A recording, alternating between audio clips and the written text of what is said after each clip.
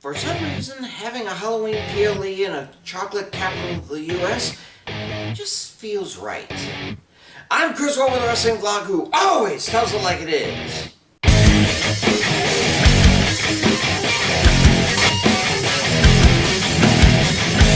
Oh, by the way, the Great Pumpkin is real, and if you diss him, he'll bathe in your blood. Halloween, aka All Hallows Eve. The day those that died during the previous 12 months roamed the earth before heading to their respective resting places on November 1st. Heaven, hell, purgatory, limbo, Valhalla, one of the nine circles, whatever. A time for reflection on our short time on this planet. And for some reason it turned into a holiday where kids dress up in costume and, despite being told never to take candy from strangers, do exactly that. And adults dress up as well just to get drunk off their asses at theme parties. But back to the candy. I guess it makes sense that having an NXT PLE in Hershey, Pennsylvania, where some of the most mass-produced chocolates are made, it kind of makes sense. And where a PLE slash pay-per-view hasn't happened in over 21 years. And of course the wheels have been spun and the deals have been made for 3 different title matches, plus a pair of grudge matches to add the almonds to the Hershey bars. So let's kiss October goodbye with spooky matches and scary outcomes. Here are my predictions for NXT Halloween HAVOC 2024. Start with the only match without a stipulation. NXT Women's Champ Roxanne Perez and Cora Jade versus Julia and Stephanie Vaquer. Now, one may think this is another veterans versus newbies match, but when it comes to tag teams, the veterans have usually been a team for a good while. As far as I know, this is the first time Perez and Jade have teamed up. But they have been in NXT for longer than Julia and Vaquer. Hell, Vaquer more or less just started here. So with that in mind, this could very well be a Vets versus Noobs match. And we all know who wins those matches, right? Winners are Julia and Vaquer. Ambulance match, Andre Chase versus Ridge Holland. In a one-on-one match, I wouldn't give Chase any kind of chance against the former brawling brute.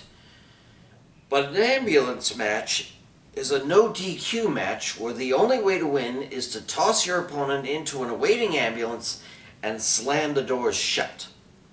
And no DQ favors Chase because the rest of Chase U could conceivably get involved. Yes, even Thea Hale could get a shot or two in, and don't think she won't either. But let's face facts, shall we? Holland is the kind of guy who can toss all of Chase U into the ambulance and permanently take away its accreditation as a wrestling school. Sort of the Trump U of wrestling schools. Winner is Ridge Holland. Women's North American Championship, Spinner's Choice. Kalani Jordan defends against one of the Fatal Influence. It was Fallon Henley, JC Jane, and Jasmine Nix who spun the wheel, but we don't know what stip they've chosen. My guess? A 3-on-1, where the one who pins Jordan or makes her submit becomes champ. But then again, if they do that, they're not going to go by the old New Day rule that a title won by one is won by all. The ladies will interrupt pinfalls if they can, because each of them want the title. And, you know, even if it isn't that, Jordan will have an easy time with the jealousy between the FI and keep the title for a little longer. Winner and still champ, Kalani Jordan. Men's North American title, Tables, Ladders, and Scares match. Tony D'Angelo versus Obafemi. It seems to me that D'Angelo is looking for the NXT Grand Slam before being called up to Raw or SmackDown. He had the tag titles, the Heritage Cup, and now the North American. Who knows if they'll let him have another main title shot before staying to deliver. Again, though, this is no DQ, so the family could get involved. And the match can only be won by pinfall, and it Might take all three of the family to help Tony keep Femi down. The dude is pissed at the pin he was handed a few weeks ago and wants that belt back. But knowing Italians are stereotypically adept at brawling and mobbing the competition, I'd give Tony a Rocky's chance. Winner and still champ Tony D'Angelo. Finally, NXT Championship, Devil's Playground. Trick Williams versus Ethan Page. For the record, a Devil's Playground match is essentially a hardcore match with the fall only happening in the ring.